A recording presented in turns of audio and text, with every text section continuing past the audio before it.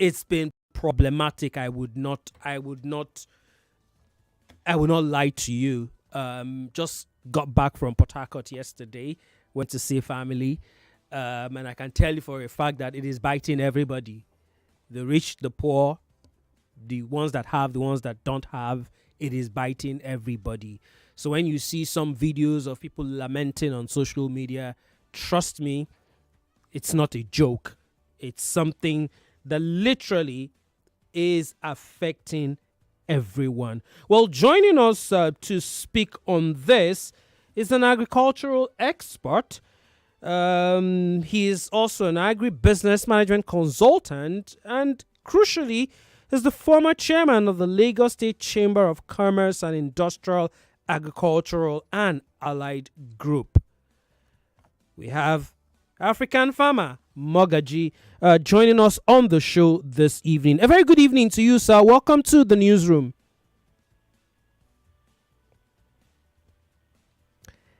Hello. Okay. I don't know why we always have this issue. You think your guest has joined in, you think it's gone on, and one way or the other, it just doesn't work. Well, my producer Emmanuel Onwoka is trying to ensure that we definitely get our guest on the show. But, I was talking about how it's been so concerning for a lot of Nigerians. The fact that our purchasing power, you could argue, I don't know if to say it's remained the same or it's lost value. And unfortunately, the prices of food, rice, beans, yam, oil, tomatoes, almost everything, has really gone up. Looks like we've gotten our guest once again. A very good evening to you, sir. Welcome to the show. Thank you. Good evening. Yes, it's a pleasure to have you on the show to discuss this very, very critical issue that almost everybody listening to Nigeria Info right now is faced with. I will start by asking you, do we have a hope in sight, to this problem of food insecurity and increase in prices? Okay, so I'm going to speak to reality. The reality is there is hope in sight, but the road to hope is rough. What do I mean by that? We don't have enough of almost everything. In about 2.5 months, it should be balancing out if the authorities take the right decision. But we don't have enough. And it's not a fault of this administration. The last administration did not pay attention to a lot of things.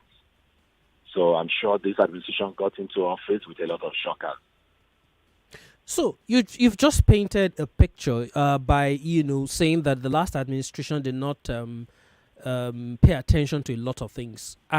Here's me wondering, what are those things? Because I'm sure the average listener of the newsroom on Nigeria will be asking, what are those things that the last administration did not pay attention to that has more or less exacerbated the problem we have right now?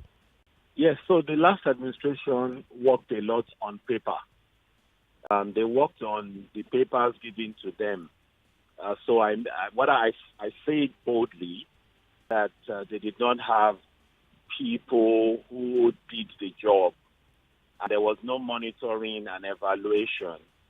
That's why we're where we are. So if you hear we produce X tons, maybe 100,000 tons of corn and coal, that was not the case. Okay, so then we had a lot of policy somersaults during the last administration, and which is what has almost killed our poultry. So with false information to say we can produce corn, we are getting corn sufficient, and so you now place a restriction on access to forex to bring in corn, when the whole world had predicted that because of the floods in 2019 and COVID 2020, we were going to do a lot of imports. Policy changed a lot during the last administration because they were fed with wrong assumptions. Okay, talking about policy somersaults and all that, I remember seeing a news item over the weekend where the agricultural minister was quoted as saying the country is considering border closures again to lower food prices. Um, that happened under the last administration of President Muhammadu Buhari. And a lot of analysts have suggested that it is one policy that really did not do what the government intended for it to do. Instead, it worsened the situation. It further, increased the prices of a lot of commodities. But here we are considering the same policy once again. What do you make of that? Well, I heard about it. I did not read it. So I would speak from two perspectives. If it is true that the minister did say they should consider border closure, it's going to be a very high level of ignorance because the insurgency has crippled production in the north. Previous administration.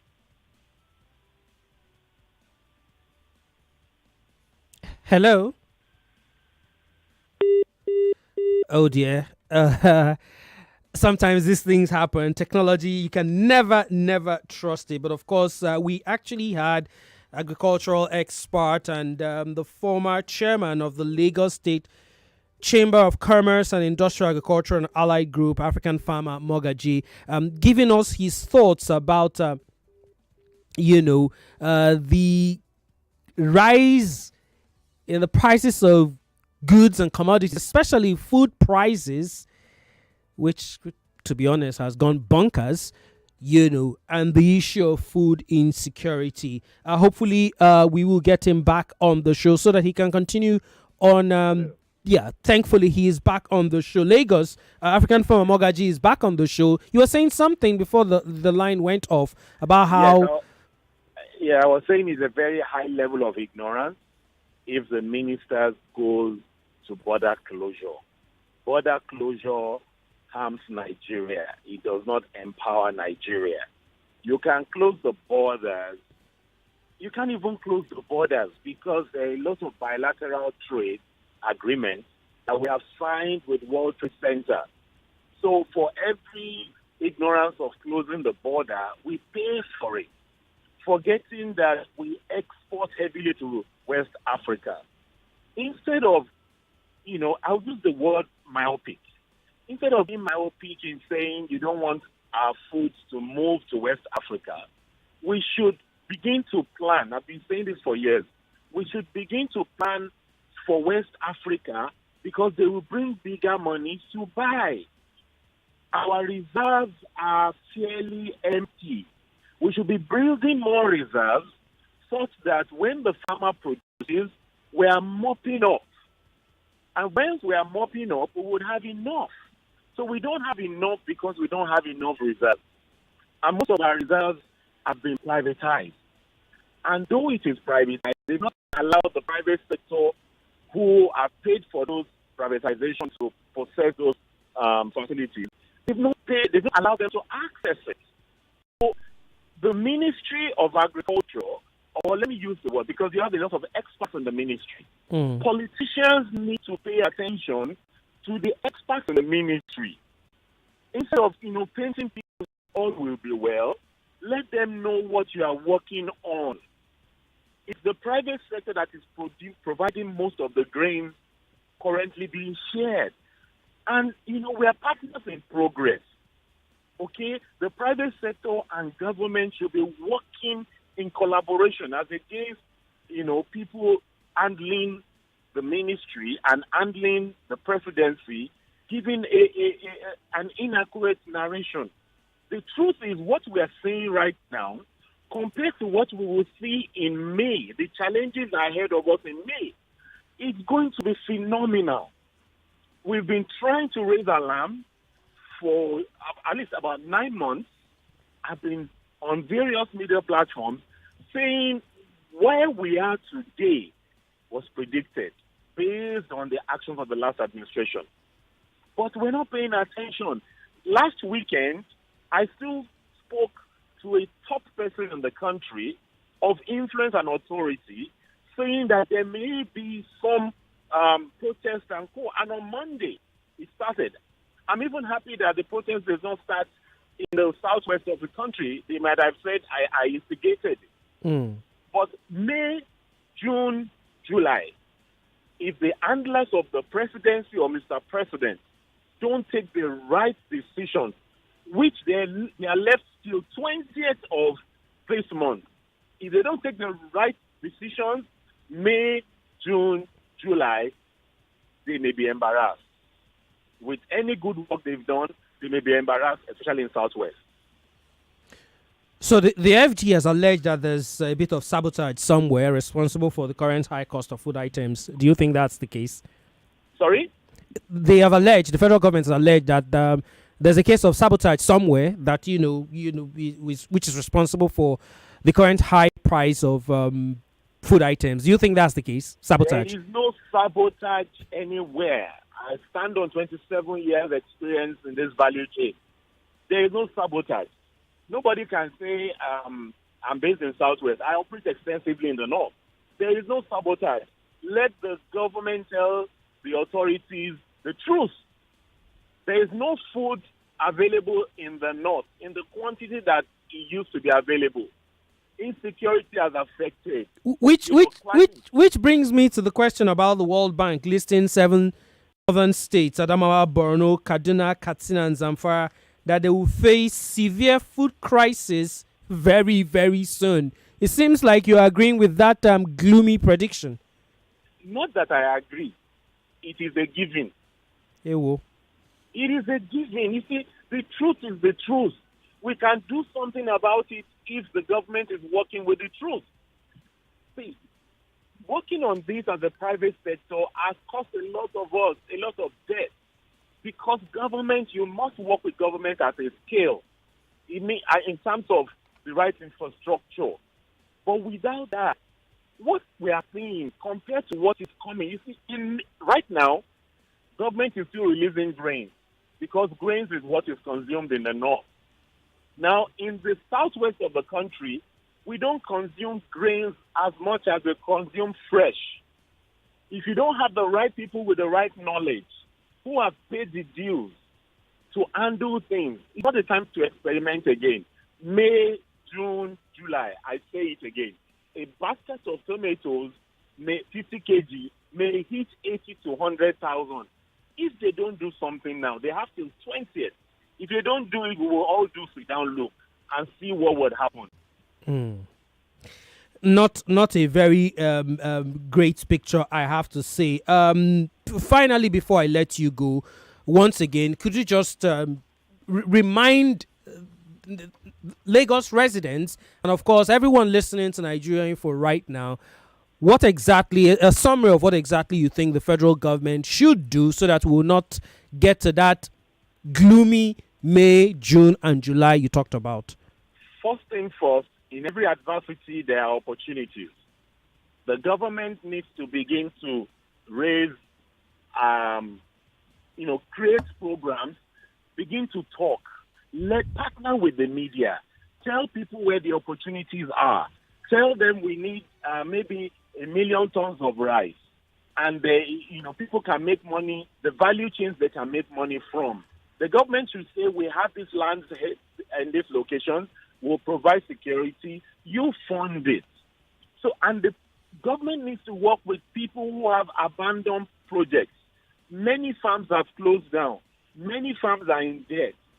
As in private sector, the average SME today in agriculture is either struggling, in debt, shut down, or has a bad health. So they need to work with them to fund them, to give them facilities. They are the ones that can deliver something fast. And also, they need to work with the religious organizations. You know, the Muslims have Islamic banking or alternative finance. It's available in the country. The churches have funding, a mark for end of year, December programs. People have annual conventions. Those monies will be sitting down right now, and they can work it in the economy, produce what they will be using then. They already have budget for it. So we need some unconventional thinking and government to open up to say this is a challenge. They've said we already have a national emergency, state of emergency on food. We need government to walk the talk. The president is willing. He's willing to take tough decisions, but the people giving the assumptions are not giving the president the right thing. I manage my conversations so that we don't erupt things. All But right. the people handling the presidency and the president need to provide the right information to them. Thank you very much, African farmer Mogaji, for taking time out to join us on the newsroom this evening. Thank you for having me. Lagos, that was an agricultural expert, is also an agribusiness management consultant, and he's also a former chairman of the Lagos State Chamber of Commerce and Industry, Agricultural and Allied Group. African farmer Mogaji. I wish we had more time, to expand that conversation, but hopefully my other colleagues, because this is an issue that would continuously be a topic of discussion. Let's move on quickly now. Last week we started a new segment of the show, the Newsroom Lagos, which of course I told you would deal specifically with issues that has to do with Lagos State. And of course, those of you who are residents here would want to hear so much more as it concerns your daily lives. We have another guest because we'll be talking about the governor's trip to China and how that trip would affect or benefit you, the listener, on Nigeria Info. Before we, of course, get to our guest who is an official of the Lagos State government, let me just run through some of the stories that made the rounds in the course of the last week as it concerns Lagos. Last week, Lagos set the flag off of the Red Line Rail and said it was going to start at the end of February. We also saw the Lagos State Domestic and Sexual Violence Agency engaging 200 religious leaders in the prevention of sexual and gender-based violence. We also saw Lagos State government educating traders on hygiene and food storage, and the government also starting the payment of 3.1 billion naira to pensioners. The government also kicked off partnership with Niger and Kwara states towards bringing food supply demand gaps under the Produce for Lagos initiative. That will get us talking hopefully next week, to see how it marries with this food crisis issue. And finally, we saw Kanye West, American hip hop artist, announcing a world tour in this year and next year, which includes him coming to Lagos, Nigeria. But our conversation today has to do with the trip made by His Excellency Governor Babajide Sanwo-Olu to China a couple of weeks ago. And joining us on the show this evening is the Chief Press Secretary to the Lagos State Governor, Mr. Gboyega Akoshile. Welcome to the newsroom this evening, sir. How are you doing? Yeah, good evening, my brother. How are you? Well, apart from the hunger, I'm trying to be fine. Are you talking about hunger strike or what? You have refused to send my December package till now. This is February 12th. You have not sent my December package. That's why I'm hungry. I actually don't want you to have too much because I have a lot. Jesus, my heart. My helper is somewhere listening to this. Anyway, let's get serious now. It's been. I saw a picture of you, with the governor a couple of weeks ago in China, and you really looked good. But that's not what we're talking about on the show today. First things first, Lagosians want to hear how does the governor's trip to China benefit them? Well, 100%. The trip, to China is actually meant to achieve so many things within the transportation sector. That's the first pillar of Babajide Sanwo-Olu's agenda, big transportation and traffic management. And he has done a lot in this space. Now, trip to China to first,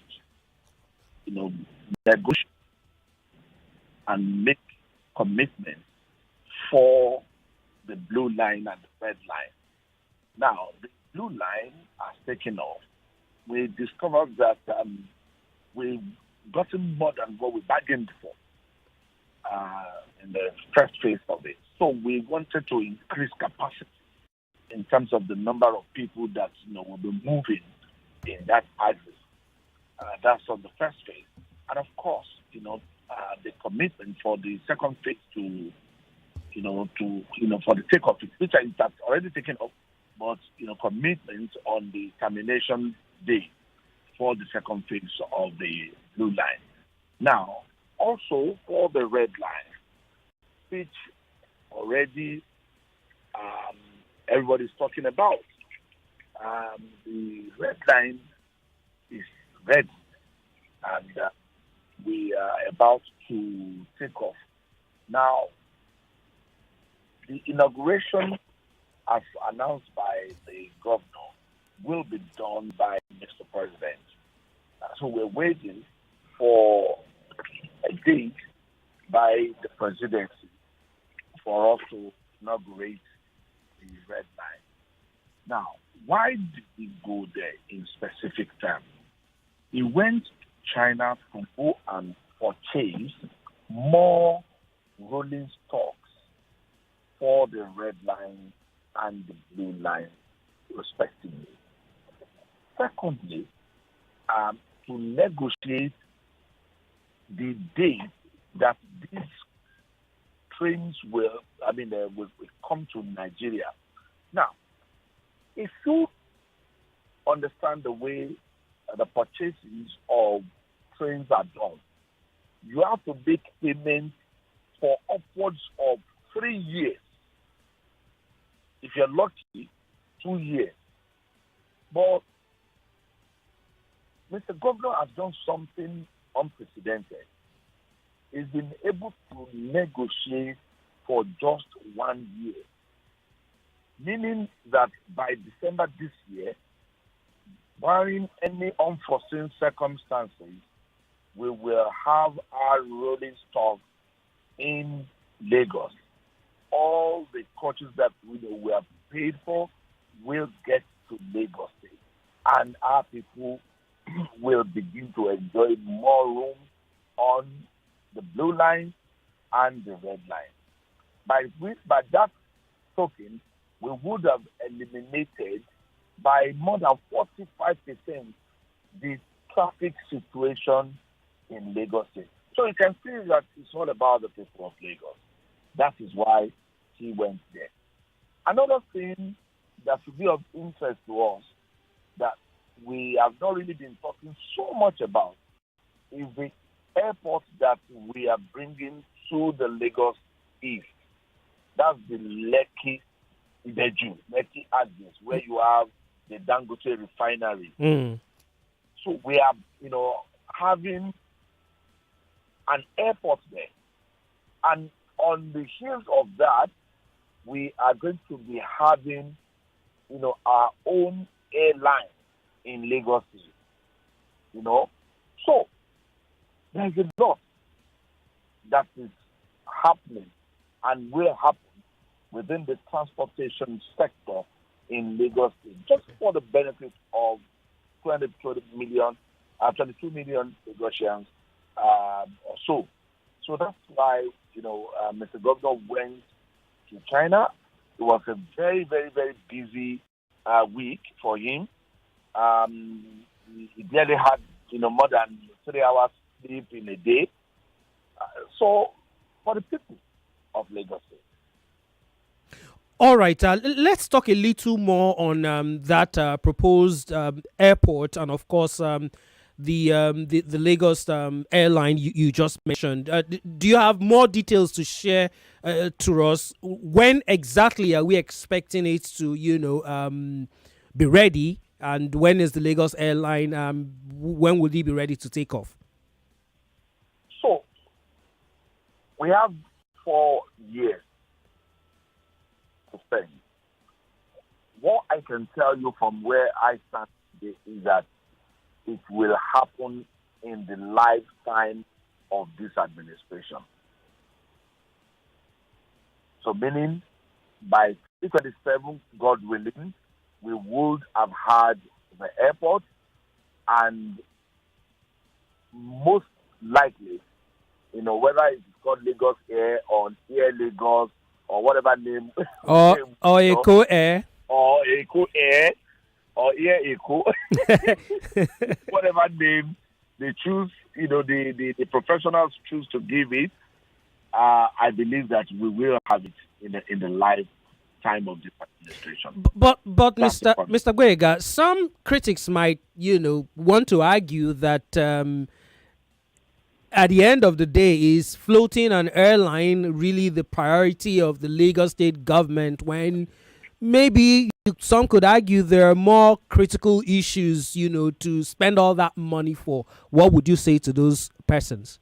What are those critical issues that have not been touched?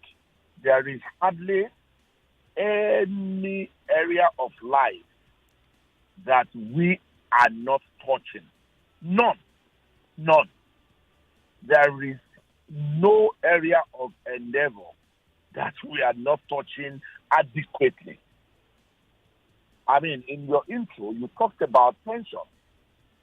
In your intro, you talked about, gender,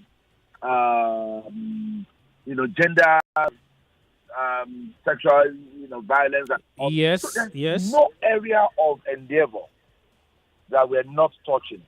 In actual fact, this week, we'll be launching trader money, disbursement of trader money for our market women. This week also, we will be launching, this our parking, authority activities. So there are so many activities. Could you explain that a bit? The parking authority, I didn't quite understand that. Oh, the Lagos State Parking Authority, which a lot of people don't understand what they do or what their role is. Exactly. So this week we are going to be doing a very big activity around it, whereby negotiations will have a thorough understanding, of what they're doing, the legislative backing that they have, the legal backing that they have, all of that. So there's hardly any area that taught the people directly that we are not we're not working on. Okay. And why the airline? It has taken us like forever, to have it. The question again is, why not the airline? So, Lagos is a mini country, I'm sure you know. If it were to be a country in Africa, it would be the fifth, largest economy in Africa. So Lagos, has gotten to that stage where they can actually do that. Exactly. Okay. Exactly. All right. Quickly, we do not have so much time on our show. Let's talk about the China trip once again. I do know that one of the meetings the governor had in China was with the China Civil Engineering Construction Corporation, and it had to do with the fourth Mainland Bridge project. Do you have more information to share to Lagosians as it concerns that fourth Mainland Bridge? Because that's a huge project that would most likely touch the lives of everybody. So again, we're still talking about transportation, easing traffic congestion for the people of Lagos State. Now, the fourth Mainland Bridge is a major project that Governor Babajide Sanwo-Olu is committed to, and it will happen. Even if it is the phase one, because it's broken into phases. I think phase one, phase two, phase three. We will complete the first phase of it before the expiration of this administration, by the grace of God, because we're very committed to it. And I was at the meeting. In fact, I was in all of the meetings. And one of the things that the governor, emphasized to them is that they must, start before the end of this quarter. So in other words, the fourth Mainland Bridge will kick off before the end of this quarter. all of the feasibility studies, all of the viability reports have been done, and so all that they need to do now is to do a financial closure, and that is the area where they are at the moment. And as soon as that one has been done, they will turn the sword, and projects will commence in earnest. Okay, quickly. So, we don't have any problem. One of our listeners just sent a question on our WhatsApp portal. Quickly, you've got 20 seconds to answer that. Is there any plan by the Lagos State government to have rail line along the Lekki axis? Of course, there is. Don't forget we have about 3 more lines. There is blue line, there is a red line, which we are inaugurating. There is yellow line, there is green line, there is orange line. So it is the green line that will go through, go past through the. That will pass through the Lekki axis. Yes. All right. So that's it. All right. Thank you very much, Mr. Goega, for joining us on the newsroom this evening and giving us a better perspective of Mr. Governor's trip a few days ago, or a couple of weeks ago. Thank you very much.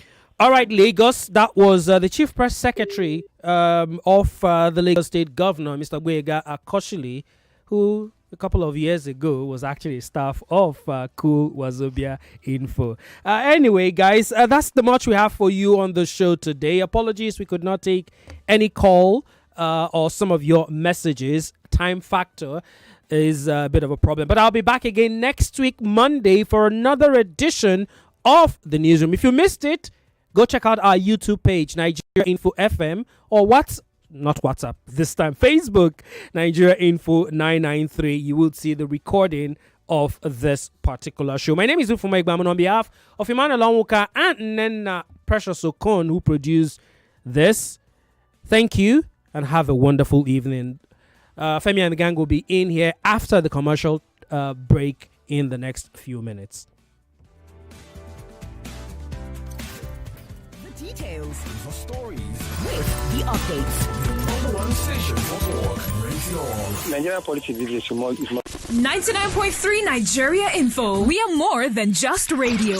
Subscribe to our YouTube channel at Nigeria Info FM. Check us out on Facebook at Nigeria Info 99.3. Follow us on Twitter at Nigeria Info FM and on Instagram at Nigeria Info FM Lagos for live updates as it happens. 99.3 Nigeria Info. Let's talk.